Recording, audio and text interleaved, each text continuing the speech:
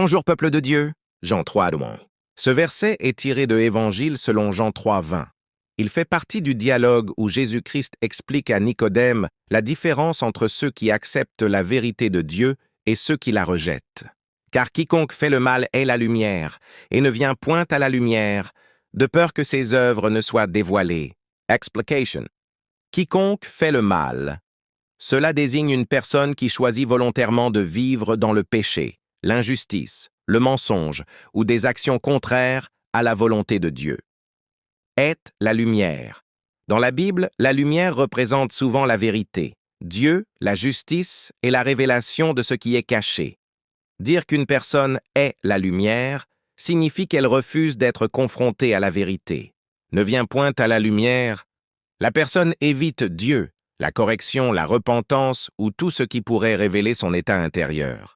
De peur que ses œuvres ne soient dévoilées, elle craint que ses mauvaises actions soient découvertes. Elle préfère rester dans l'obscurité parce que la lumière montre ce qui est caché. En résumé, Jésus enseigne que le problème n'est pas que la lumière est mauvaise, mais que certaines personnes fuient à la lumière parce qu'elles ne veulent pas abandonner leurs mauvaises pratiques. La vérité dérange celui qui veut continuer dans le mal, tandis que celui qui cherche Dieu accepte d'être éclairé et transformé. 2. Le rejet de la lumière révèle une résistance intérieure. Celui qui fait le mal est la lumière signifie que le problème profond n'est pas un manque d'information, mais une volonté intérieure de ne pas être exposé. L'homme naturel peut préférer garder ses habitudes, protéger son orgueil, éviter la repentance, refuser que Dieu examine son cœur. La lumière de Dieu agit comme un miroir spirituel. Elle révèle non seulement les actes, mais aussi les motivations cachées. 3. Les œuvres dévoilées. La lumière comme jugement. Dans la révélation, la lumière a deux aspects. Elle sauve celui qui accepte la vérité. Elle juge celui qui refuse la vérité. Celui qui vient à la lumière dit en quelque sorte « Seigneur, montre-moi ce qui doit être changé en moi ». Celui qui fuit la lumière dit « Je préfère rester comme je suis ».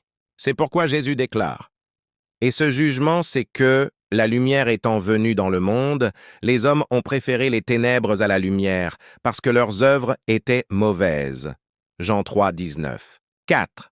La révélation finale. Christ expose pour transformer. La lumière de Christ n'a pas pour but seulement de condamner, mais de restaurer. Dieu révèle le péché afin d'amener l'homme à la repentance et à une nouvelle vie. Dans la révélation spirituelle, les ténèbres représentent la vie séparée de Dieu. La lumière représente la communion avec Dieu. Venir à la lumière représente l'abandon du péché et l'acceptation de la vérité. Conclusion.